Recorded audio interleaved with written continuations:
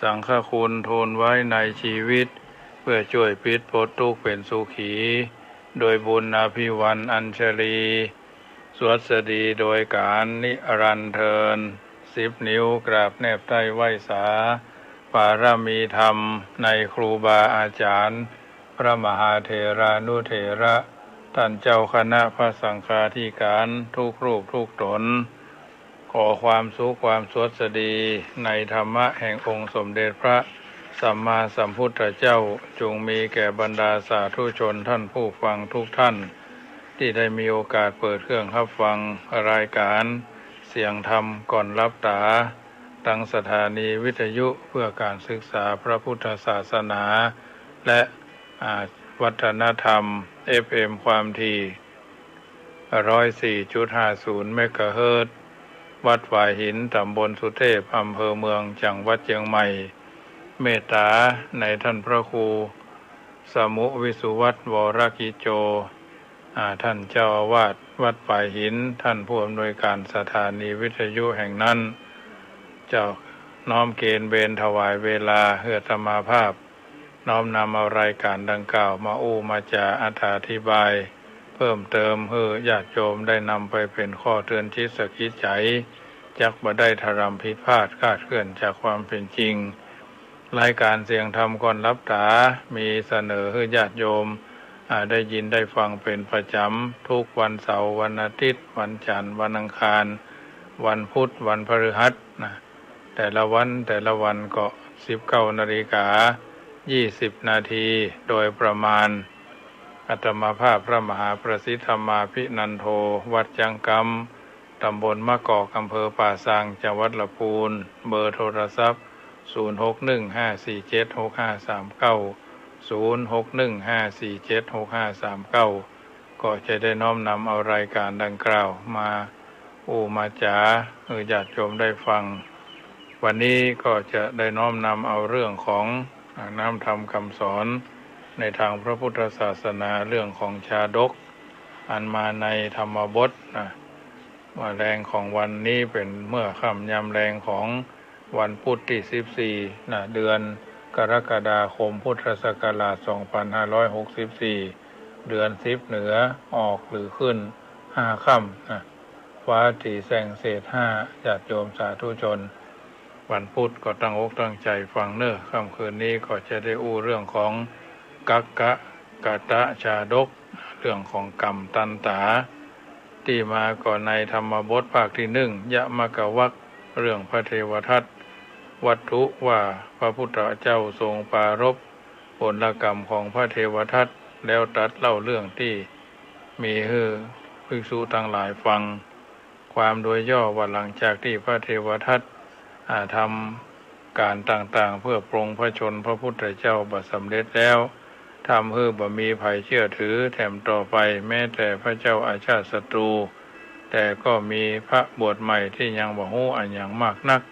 เกี่ยกรรมชักชวนที่พระเทวทัตโกหกหลอกลวงซึ่งเข้าไปเป็นพวกด้วยจำนวนนักส่วนใหญ่พระเหล่านั้นบวชโดยพระสารีบุตรและพระมหาโมคคัลลานะพระเทวทัตได้พาพระเหล่านั้นปลีกตัวออกไปตั้งสำนักเองแล้วตั้งตัวเป็นใหญ่แยกจากคณะสงฆ์ต่อมาพระสารีบุตรและพระมหาโมคคัลลานะได้รับพระพุทธบัญชาให้ไปตามพระเหล่านั้นพลิกมาทั้งสองท่านได้พบกับพระเหล่านั้นบอกให้ฮู้ข้อเท็จจริงเกลี้ยกล่อมให้พลิกมาได้ทั้งหมดพระเทวทัตหันเช่นนั้นถึงกับกระอักโลหิตออกมาเป็นริ่มและเกิดอาพาธนักทุกข์ทรมานอย่าง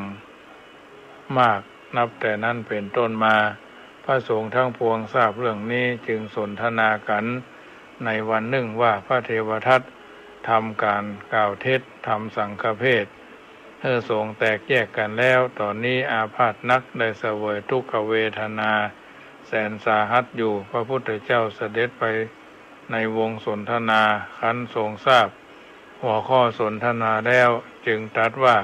บ่ใช่เฉพาะชาตินี้เท่านั้นที่เป็นแบบนี้แม้ในชาติก่อนพระเทวทัตก็ชอบทำพูดเท็จแล้วทำสังฆเพศเหมือนกัน ทั้งเมื่อทำแล้วก็บ่สบายได้รับทุกข์แสนสาหัสเช่นกันดังนี้แล้วทรงเล่าเรื่องนี้คือพระสงฆ์ฟังว่ากาลล่วงไปแล้วเมินมาพระเจ้าพรหมทัตเสวยราชสมบัติอยู่ณเมืองปาราณสีพระโพธิสัตว์อุบัติเกิดเป็นเทพบุตรอยู่บนสวรรค์จันดาวดึงส์ครั้งนั้นเมืองปาราณสีได้จัดมีมหรสพใหญ่ขึ้นมีการแสดงต่างๆมากมายทั้งพระราชาอุปราชทั้งพระราชาอุปราชอำมาตย์ราชปุโรหิตและอาณาประชาราษฎร์ต่างก็ไปร่วมชมมหรสพกันเนืองแน่นแม้เหล่านาคเหล่าครุฑเหล่าเทวดาก็พากันมาดูมหรสพกันเทพบุตรโพธิสัตว์พร้อมด้วยเทพบุตรอื่นๆต่างประดับศีรษะด้วยเทิดที่ทำด้วยดอกฟักทิพย์ลงมาดูมหรสพเช่นนั้นแต่บ่ปรากฏภายในคือไผ่หันมีแต่กลิ่นของดอกฟักทิพย์เท่านั้นที่ตรบอบอวนไปทั่วบริเวณมหาชนจึงแอวค้นหาว่ากลิ่นนี้มาจากไหนเป็นกลิ่นของอะหยังแต่ก็มีไผได้พบได้หันเทพบุตรโพธิสัตว์กับเทพบุตรอื่นแถม2-3 องค์หันว่าหมู่มนุษย์ต้องการทราบว่าเป็นกลิ่นอะหยังจึงปรากฏกายให้ผู้คนพอหันที่หน้าพระลานหลวงโดยยืนอยู่บนอากาศโดยอานุภาพยิ่งใหญ่พระราชามุขอมาตย์เศรษฐีเป็นต้นที่อยู่แถวหน้าต่างก็หันเทวดาชัดเจนจึงร้องไต่ถามว่ามาจากสวรรค์ชั้นไหนมาที่นี่ทำไมดอกไม้มีกลิ่นหอมฟุ้งชื่อดอกอะหยังเหล่าเทพบุตรจึงกล่าวว่ามาจากสวรรค์ชั้นดาวดึงส์มาที่นี่เพื่อมาชมมหรสพ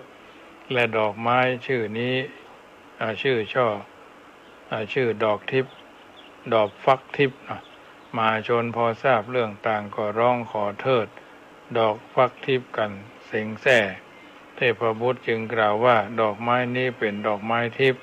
มีอานุภาพมากสมควรแก่เทวดาเท่านั้นบ่สมควรแก่หมู่เลวทรามไร้ปัญญา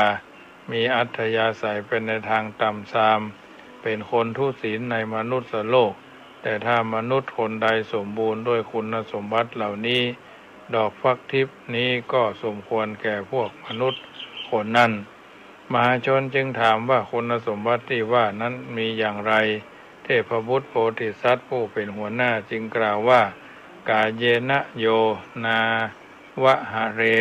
วาจายะนะมุสาภะเนยะโสรัฐานะมัจฉายะสเวกักการุมหติผู้ใดบ่ลักทรัพย์ด้วยกายบ่พูดเท็จโวยวาจาบ่รับยศแล้วบ่มัวเมาผู้นั้นแลย่อมควรจะได้รับได้ประดับดอกฟักทิพย์พราหมณ์ปุโรหิตได้ยินดังนั้นจึงต้องการได้ดอกฟักทิพย์มาเป็นสมบัติจึงทั้งที่ตน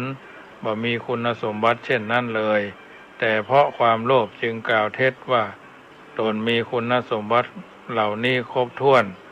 เขาจึงเทิดดอกฟักทิพย์มาสวมที่ศีรษะและอ้อนวอนขอจากเทพบุตรองค์ต่อไปแถมเทพบุตรองค์ที่2จึงกล่าวว่าธัมเมนะวิตตเมไสยะนะนิกัตตยาทะนังหะเรภาโพเคลัทธานมัจฉยะสเวกักการุมหารติ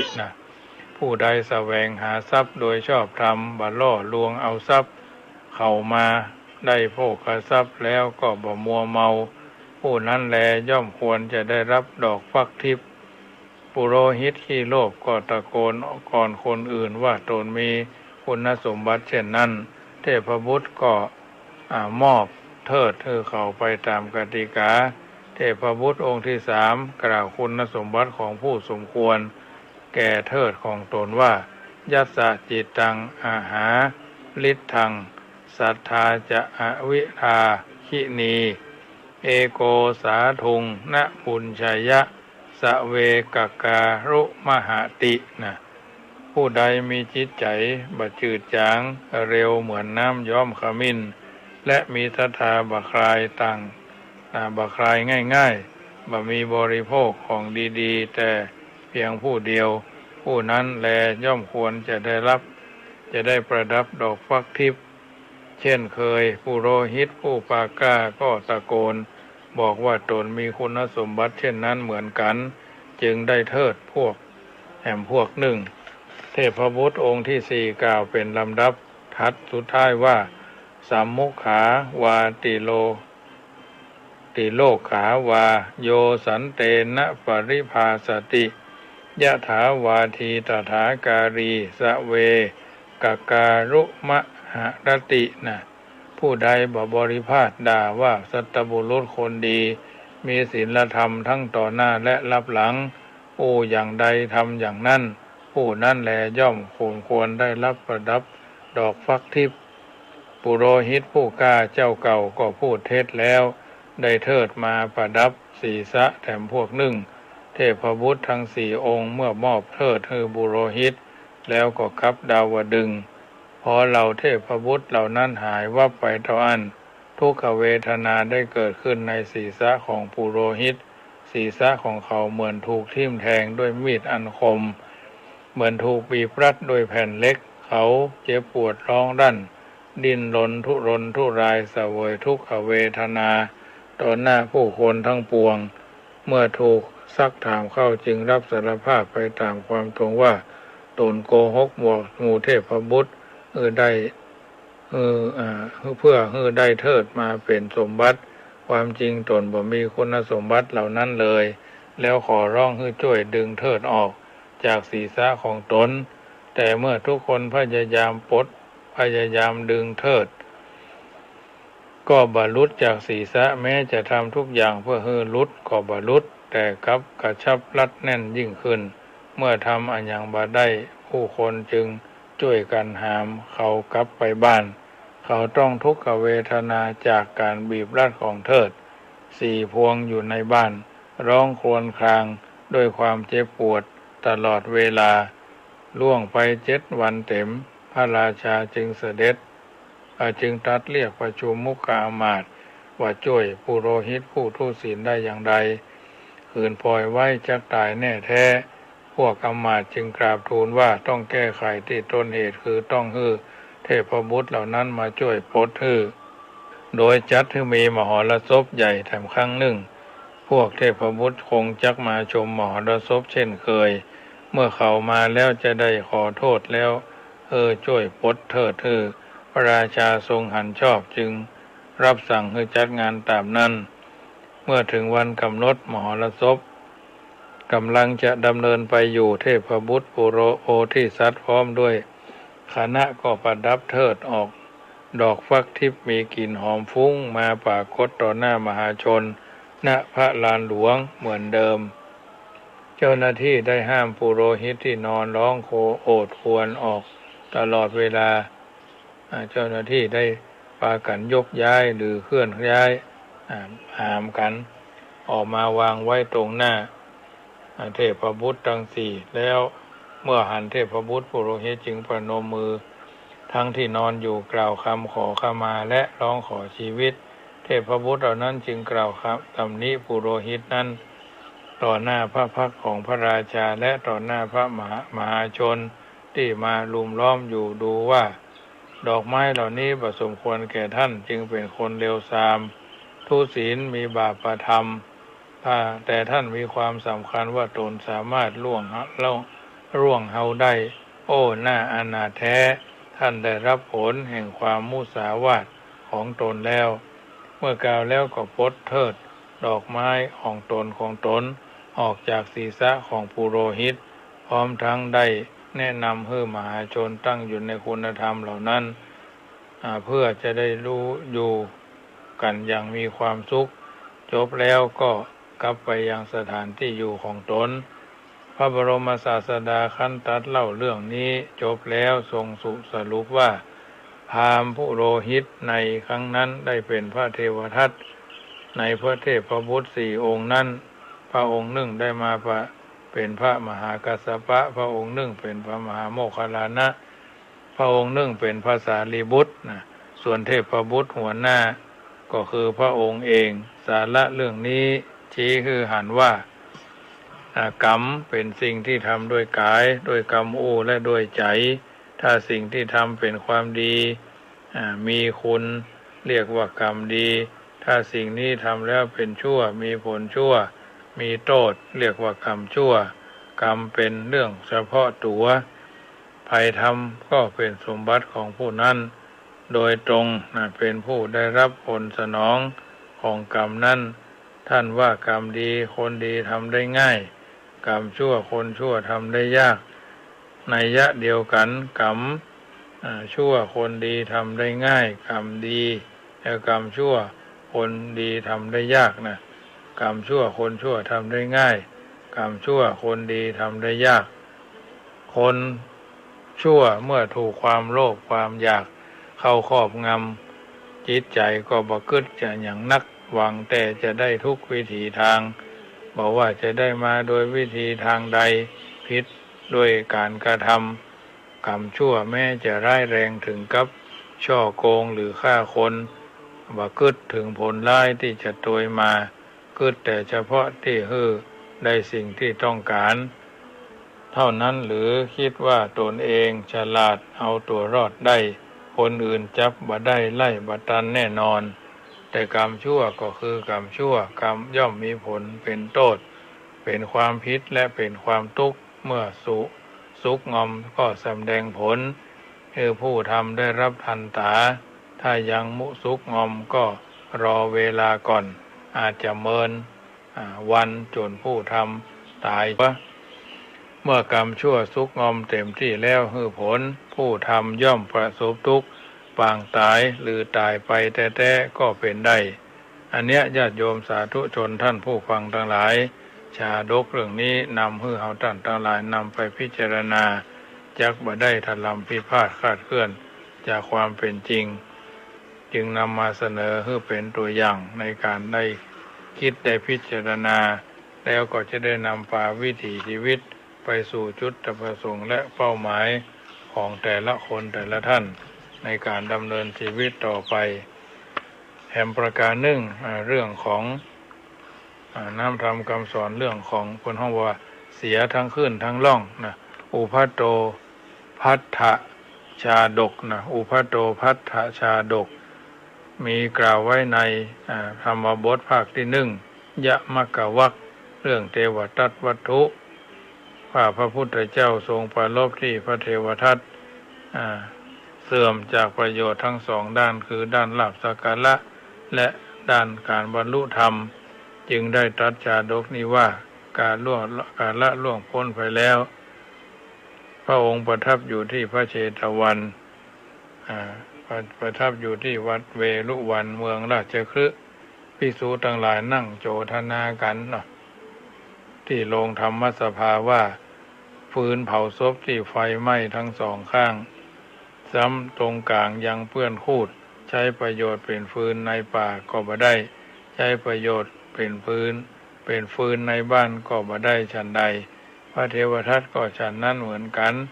บวชเข้ามาในพุทธศาสนาซึ่งสามารถอาจจะนำพ้นจากทุกข์ได้หันปานนั้นแล้วก็ยังขาดยังกราไกรจากประโยชน์ทั้งสองอย่างคือเสื่อมถอยจากประโยชน์ของคฤหัสถ์และบ่สามารถทำประโยชน์แห่งความเป็นสมณะบริบูรณ์ได้พระบรมศาสดาตรัสเสด็จมาที่โรงธรรมสภาทรงทราบเรื่องนี้สนทนาที่ภิกษุสนทนากันตรัสว่าบ่ใช่เฉพาะในชาตินี้เท่านั้นที่พระเทวทัตเสื่อมจากประโยชน์ทั้งสองแม้ในชาติปางก่อนก็เสื่อมเหมือนกันทั้งนี้แล้วดังนี้แล้วได้ตรัสเล่าเรื่องนี้ว่าอดีตกาลล่วงพ้นไปแล้วเมื่อครั้งพระเจ้าพรหมทัตเสวยราชสมบัติณเมืองปาราณสีพระโพธิสัตว์ตรัสเสด็จอุบัติขึ้นเป็นลูกเทวดาครั้งนั้น หมู่พราหมณ์เบ็ดอาศัยอยู่ร่วมกันในหมู่บ้านแห่งหนึ่งต่อมาพรานเบ็ดคนหนึ่งพร้อมด้วยลูกชายนำเป็ดไปตกปลาที่บึงใหญ่ซึ่งเป็นที่ตกปลาตามปกติของชาวบ้านเป็ดของเขาไปเกี่ยวเบ็ดของเขาไปเกี่ยวกับต่อไม้ใต้น้ำเขาบ่สามารถจะดึงขึ้นมาได้จึงคิดว่าชะลอยเป็ดก็จะติดปลาตัวใหญ่จึงดึงไว้เฉยๆพร้อมกันนั้นก็เกิดความกลัวว่าถ้าเพื่อนบ้านฮู้เรื่องที่ตนตกเบ็ดได้ปลาตัวใหญ่เขาจะพากันมาขอ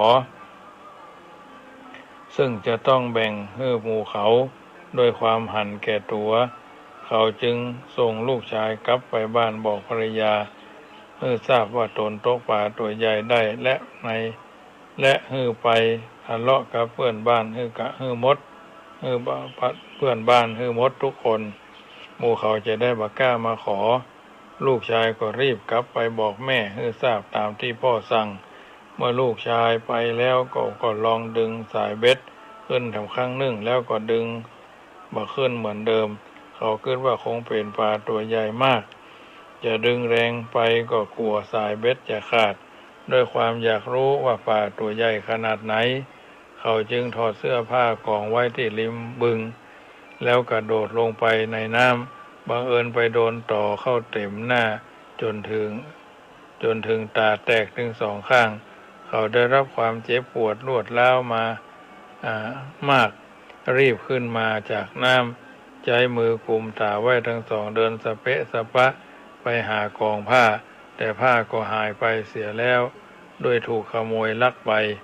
เขาเดินสะเปะสะปะไปเรื่อยๆฝ่ายภรรยาของเขาเมื่อลูกชายมาบอกก็หันดีโดยจึงนำใบต่านแห้งมาทัดไว้ที่หูข้างหนึ่งทาตาข้างหนึ่งด้วยขมเหลาหม้ออุ้มลูกสุนัขตัวหนึ่งไปตามบ้านเพื่อนบ้านเพื่อหมู่เขาเข้าใจว่านางเป็นบ้า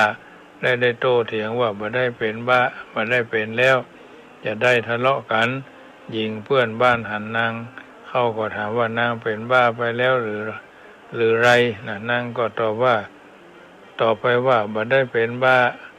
เป็นเมื่อบ่ได้เป็นทำไมถึงได้แต่งตัวแบบนี้จึงต่างเถียงต่างทะเลาะกันจากนั้นนางก็ฟ้องผู้นำหมู่บ้านกล่าวหาเพื่อนบ้านว่าดูหมิ่นนางว่าเป็นแม่หญิงบ้าขอให้ไปจับมาปั๊บหัวหน้าหมู่บ้านจึงไปตามผู้หญิงนั้นมาเมื่อได้ไต่สวนแล้วปรากฏว่าหญิงนั้นบาปผิดแต่นางผิดเองที่ไปแต่งตัวอย่างนั้นจึงบังคับให้นางเป็นคนจ่ายค่าสินไหมให้เพื่อนบ้านลูกเทวดาทราบเรื่องราวทั้งหมดทั้งความเสียหายทางฝ่ายสามีและภรรยาจึงปรากฏตัวอยู่ในระหว่างต้นไม้แล้วกล่าวกับพรานเบ็ดผู้ตาแตกว่าอาขีพินนาปะโตนัตโถสะขีเฮเหจะพันดานังอุโภปทุตถกรรมมัตตกรรมมันตาอุทกรรมหิถลัมหิจะตาของเจ้าก็แตกผ้าของเจ้าก็หายและในเรือนของเจ้าก็มีเพื่อนที่ของเพื่อนก็มีการทะเลาะกันการงานหรือก็เสียหมดทั้งสองข้างสองทางคือทั้งในน้ำและบนบกพระบรมศาสดาตรัสเล่าเรื่องนี้จบแล้วจึงสรุปว่าพรานเบ็ดในครั้งนั้นได้เกิดมาเป็นพระเทวทัตส่วนลูกเทวดาก็คือพระองค์เองดังนี้สาระธรรมจากเรื่องนี้นำเสนอว่าความโลภความตระหนี่ความหันแก่ตัวความเหล่านี้เป็นภาวะที่เป็นเพื่อนเป็นญาติเป็นพี่เป็นน้องทั้งนั้น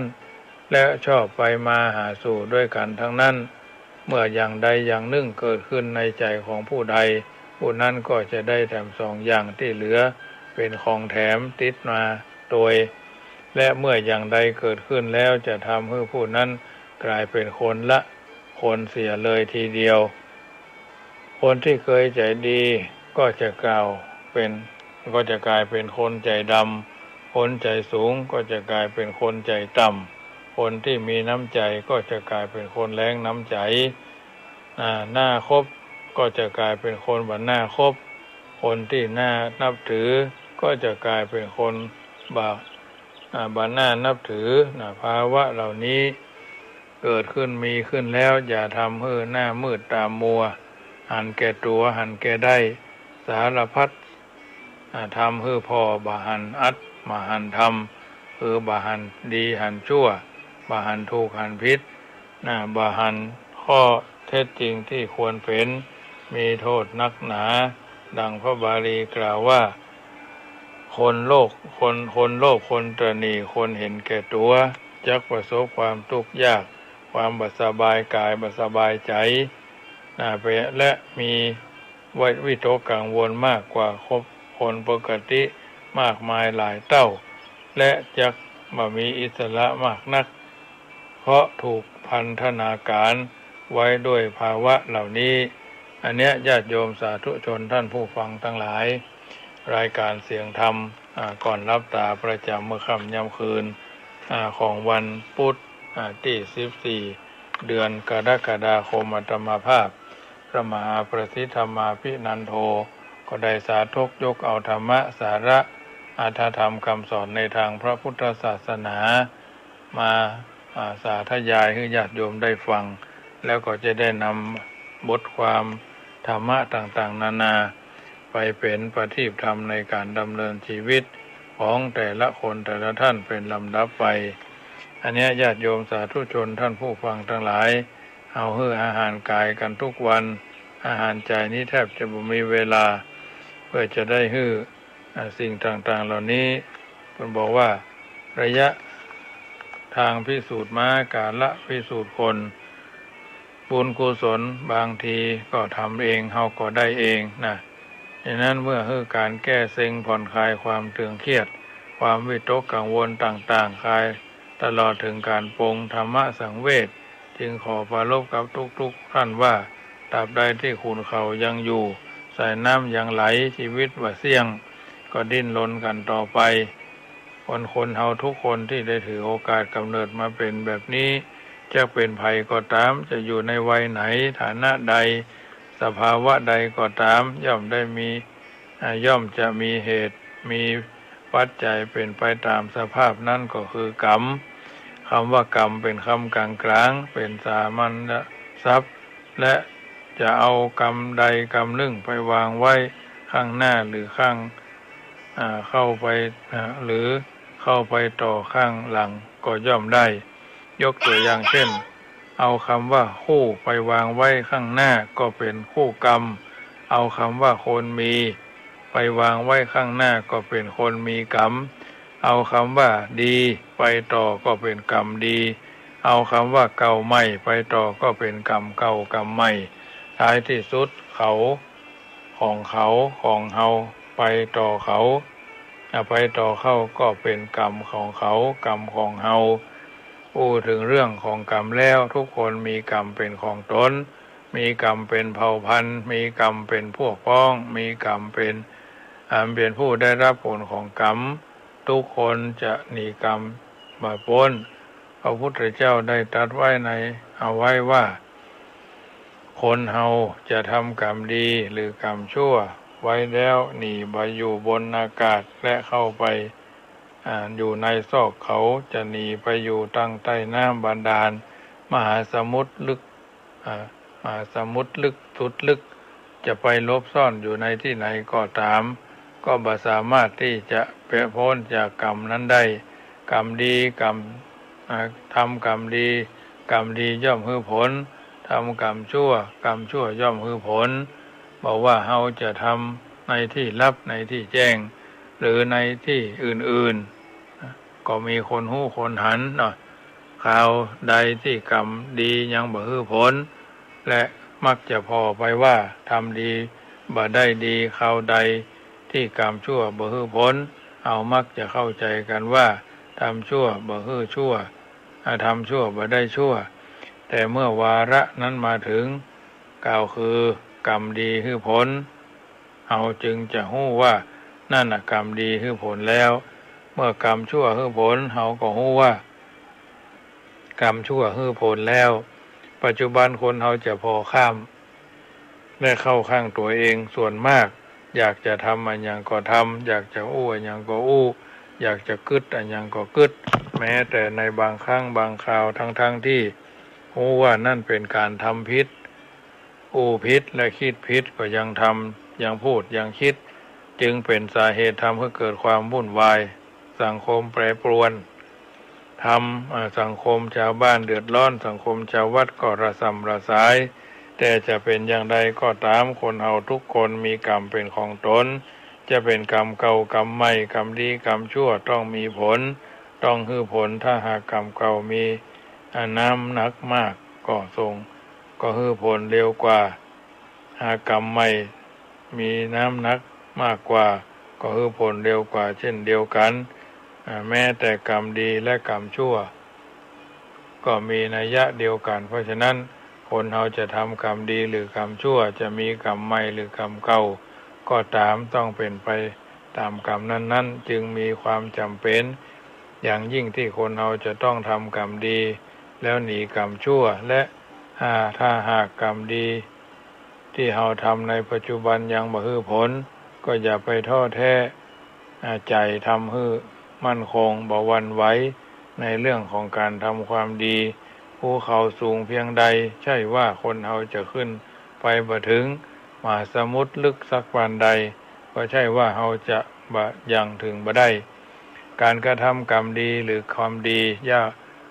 ากจะง่ายจะนักหรือจะเบาขอให้มีความมั่นใจบ่หวั่นไหวท้อแท้พยายามสั่งสมกรรมดีคือนักเพื่อจะให้ชีวิตนี้มีความสุขตลอดไปดังคำกล่าวสอนใจว่าจักซ่อนกายจักซ่อนในกลีบเมฆกลางเวหาซ่อนกายาในสมุทรสุดวิสัยจะซ่อนตัวอยู่กลางเขารำเนาภัยณถิ่นใดพ้นจากกรรมนั้นไม่มีรายการเสียงธรรมก่อนรับตาอาตมาภาพพระมหาประสิทธธรรมาภินันโทวัดจังกรรมตำบลมะกอกอำเภอป่าซางจังหวัดลำพูนดำเนินรายการมาก็พอสมควรแก่เวลาค่ำคืนนี้ญาติโยมสาธุชน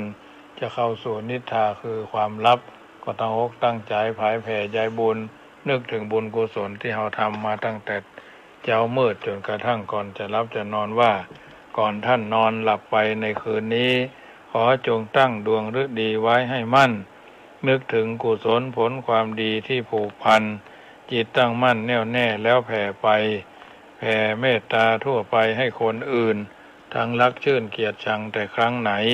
ขอให้เขาได้ดีมีสุขใจอย่าหวั่นไหวแม้อมิตรที่คิดชังแล้วใจเราจักสบายคลายเร่าร้อนเพราะจิตผ่อนความเครียดแต่หนหลังอานีคาสุขีอัตตานังพ้นทุกขังก็เพราะจิตคิดดีเอ่ยรัตนัตตยานุภาเวนะรัตนัตตยเตจสาพุทโธโยแก้วคาดพระพุทธเจ้าย้ายบาทอิติปิโสภควาธัมโมโยแก้วคาดพระพุทธเจ้าย้ายบาทอิติปิโสภควา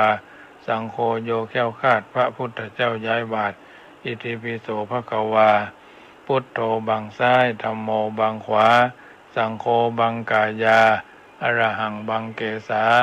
อรหังพุทโธนะโมพุทธายะขอเจริญพรอนุโมทนา